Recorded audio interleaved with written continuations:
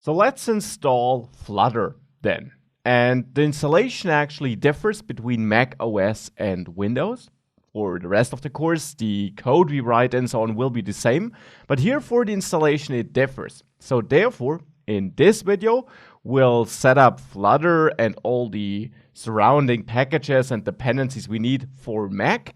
And in the next video, we'll do the same for Windows. So if you are a Windows user, you can simply skip this video. And if you are a Mac user, you can skip the next video.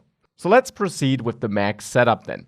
On flutter.io, you can simply click on Get Started and then choose Install on Mac OS. By the way, if you're on Linux, the steps are pretty much the same, but you can also click on Install on Linux to see them in detail.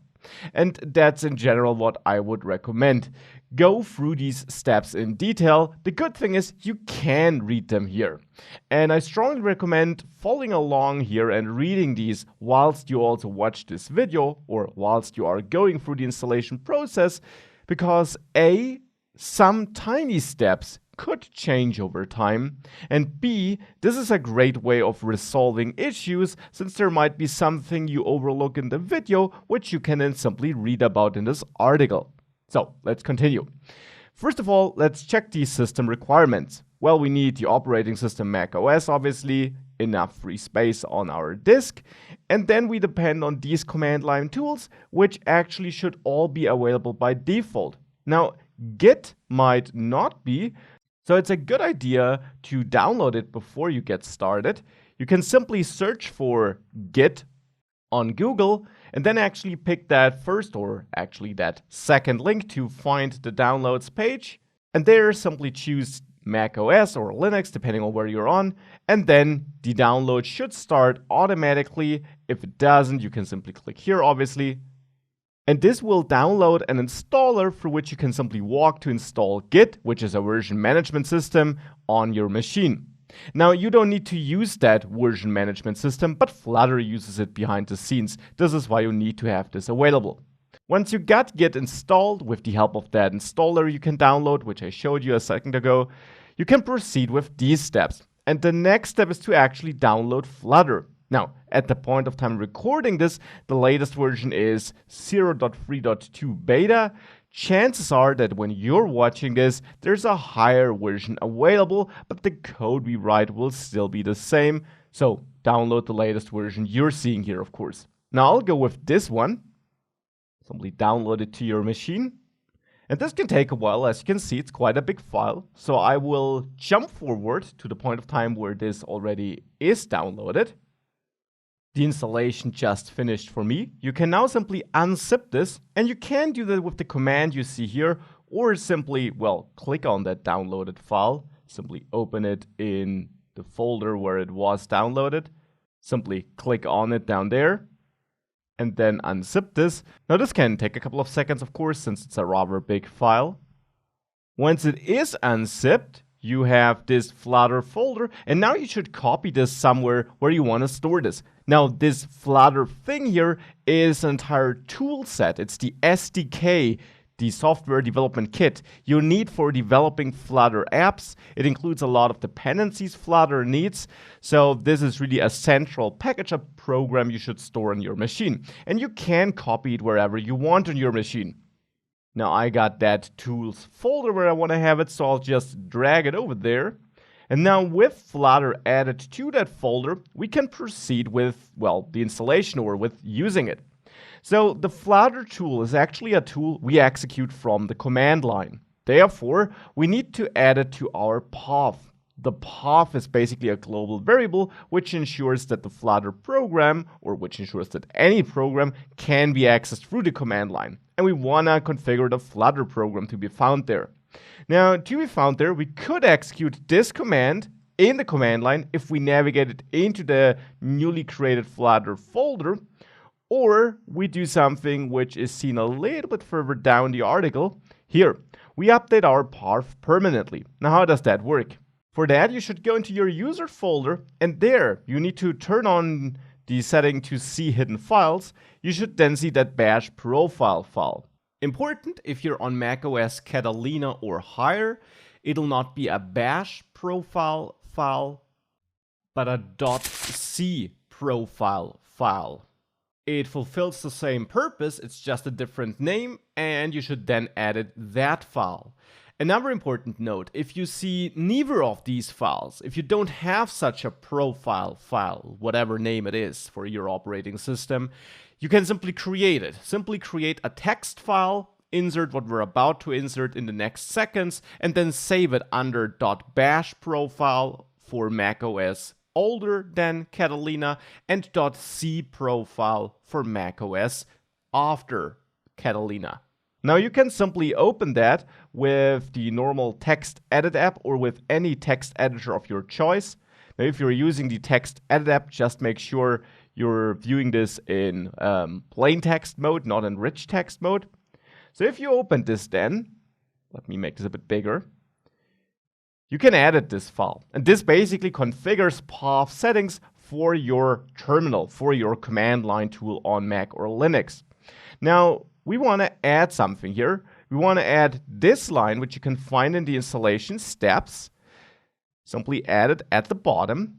And we need to replace this part here with the actual path, the folder path, on to that Flutter tool on our machine. Now that of course depends on where you dragged it.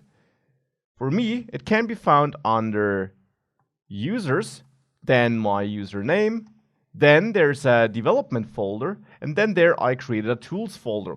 And again, you really have to pick your path there where you dragged that Flutter tool. You can view that also by clicking on get info here, then you can see where it's found. In my case, users, my username, development, tools. With that, simply save that file and thereafter open your normal terminal app on Mac or Linux.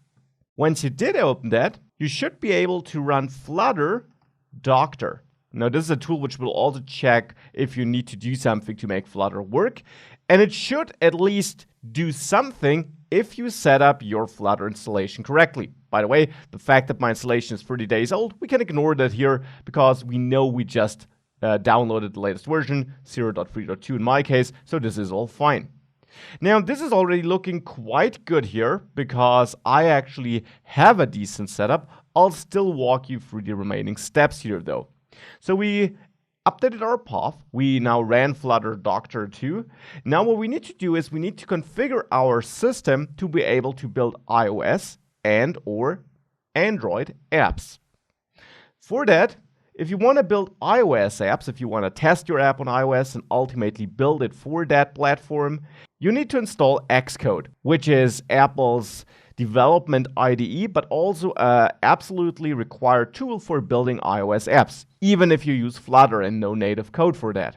So install Xcode by downloading it from the Mac App Store. And once you got it installed, you need to make sure that you can use the so-called Xcode command line tools. And this can be done by simply copy and pasting this command into your terminal. So you can simply run this. You might be prompted to enter your password there. And then it might or might not do something, depending on whether you already configured this. It might prompt you to accept the license. Once you completed this step, you can continue to step number 3 and execute this command to accept the license agreements of Xcode build, which is the build tool we're going to use.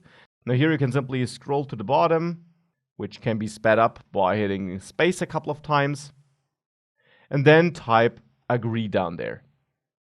Now with that out of the way, we can continue and we can bring up the iOS simulator, which simply is an iPhone running on our machine.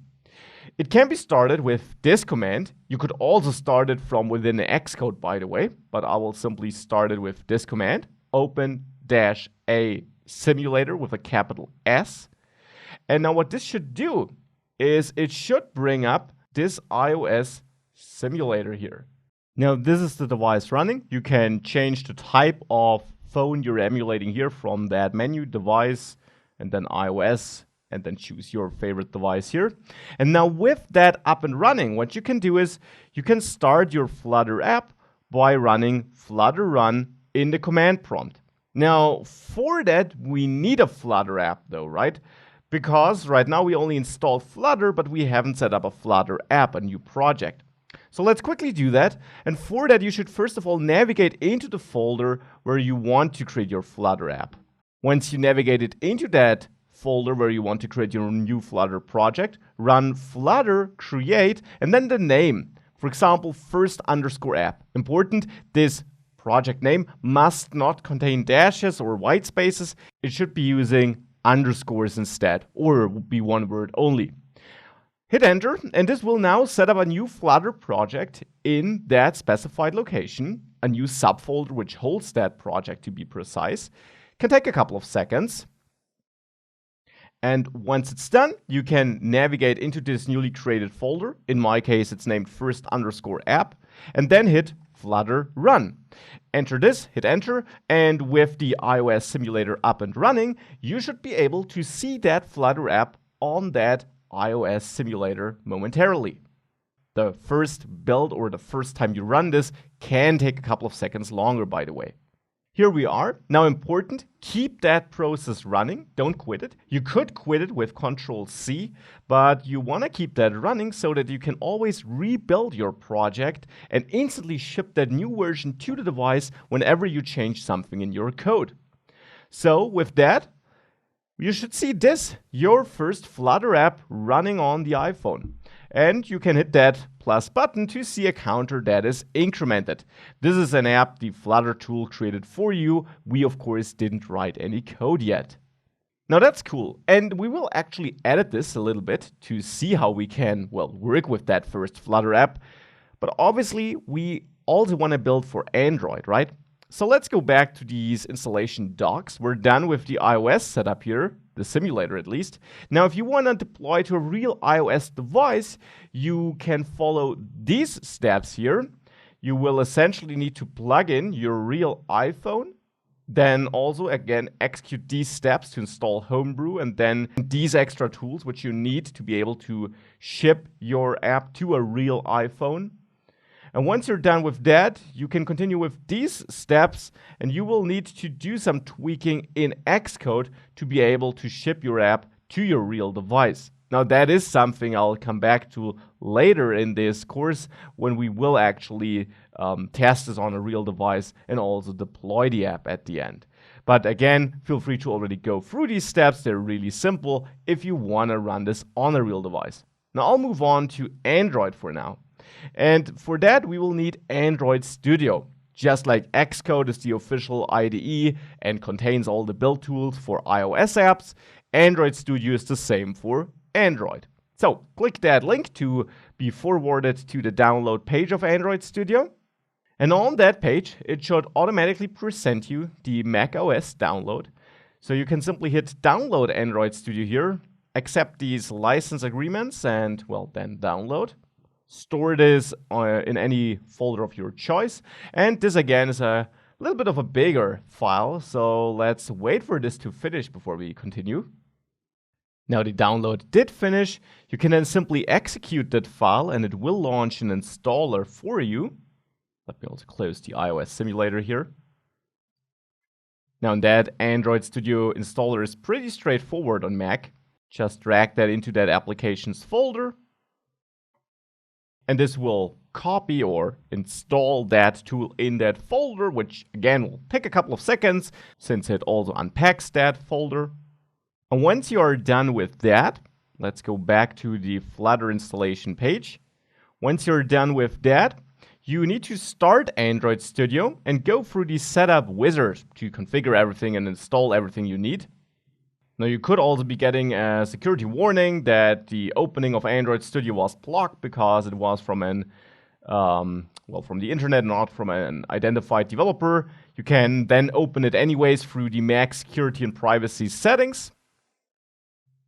And ultimately, this should bring up this setup wizard. Now, click Next on the first screen, click Custom on the next screen, Next again. Now, here you can choose your editor theme. If you want to have the light or the dark one, you don't need to use Android Studio as an editor for this course. And actually, I won't, but you can. So I'll go with Darkula here, but that is totally up to you.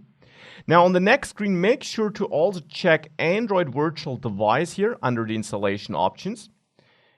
The default installation path then should be all right. Click Next and Finish. And now this will download a bunch of things and install all the SDKs and tools you need to develop Android apps. And these will be used behind the scenes by Flutter, which is why we need them.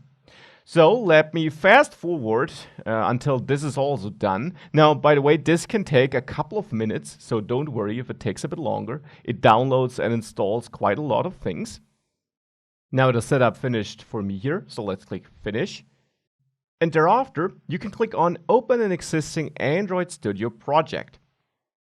Now there, simply navigate to the folder where you just created your new Flutter app. In my case, that's that first_app folder. Select the whole folder and click Open. And this will bring up Android Studio with that project opened. Now, when you open it for the first time, it will actually scan that folder. So let's wait for this to finish. And it should actually suggest you two things. Down there, it finds something about a plugin. And there you can simply expand this and click on Configure Plugins. It actually also shows you something about the Dart files. We ignore this for now. So now choose that Flutter plugin and click OK. And thereafter, click Yes to also install that Dart plugin for which it's asking up there. Thereafter, simply restart. Now, once you restart it, you may get a message at the bottom here regarding IDE and plugin updates. If you don't, that's fine too. In my case, I do get one. So I'll simply update now to install the latest versions of all the SDKs and build tools I might need. And that again will get downloaded, which again will take a couple of seconds. And now with all of that done, let me click Finish here. And now this is our Flutter project. Now I will open this in a different IDE where it's also a bit easier to read in a second. For now, we won't work on that code here. Instead, let's run this on an emulator. For that, we can simply go to Tools and then AVD Manager. That stands for Android Virtual Device. Let's open that tool. And here I actually got some pre-configured devices. You should at least have one that Nexus or some other device which is created with the installation. You can always create a new virtual device by clicking that button here at the bottom. And then you can choose which device you want to use. Let's say the Pixel 2. Continue, choose your API version. Now, typically the highest one is a good choice, or the one selected by default, I should say, not necessarily the cutting edge one, but this one. Click Next again. Now here on emulated performance, you should choose the hardware emulation for a faster emulator. The other settings should be fine. Simply hit Finish, and this should create that new emulator. And you can then start it by clicking on that play button on the very right here. Now this will bring up your Android emulator. Now we can of course use that emulator to run our Flutter app there too. And to run it, what we need to do is we need to go back to that command line where we previously already ran it on the iPhone and repeat that flutter run command. If you still got the old one running, which you probably don't have if you shut down the old simulator, you can always quit the running process with Ctrl+C. So let's hit Flutter Run to run it on our Android emulator once that emulator did boot up. And it will build the project with the help of the Android SDK that was installed together with Android Studio. And that first build process can again take a couple of seconds. Subsequent ones will be faster. And now it should be up and running. Let's view it. And there it is. This is our device and this is our Flutter app. And we can click the plus button to increment this counter. Awesome. So this is how we install Flutter and run it on both the iOS and Android emulators. Now, if you want to run it on real devices, you can follow the steps outlined in the documentation, but of course, we'll also run it together on a real device later in this course. For now, let's focus on the editor with which we're going to work on this code.